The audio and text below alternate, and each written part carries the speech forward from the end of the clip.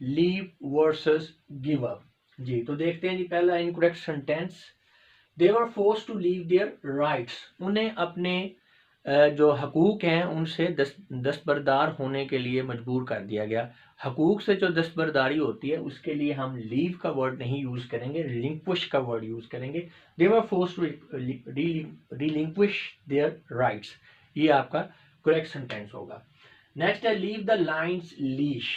तो यहाँ पे आप किसी कंट्रोल को छोड़ने की बात कर रहे हैं, तो जहाँ पे आपने किसी चीज़ पर अपना कंट्रोल खत्म करना है तो वहाँ पे लीव का वर्ड नहीं यूज होगा।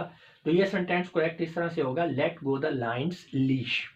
नेक्स्ट है ही लेफ्ट ड्रिंकिंग लॉन्ग अगो। किसी बुरी आदत को छोड़ना है आपने तो उसके लिए भी लीव नहीं यूज होगा, तो करेक्ट सेंटेंस होगा he gave up drinking long ago.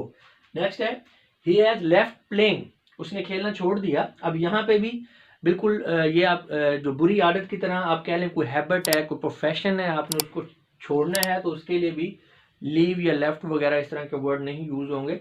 तो यहाँ पे करेक्ट सेंटेंस होगा he has given up playing.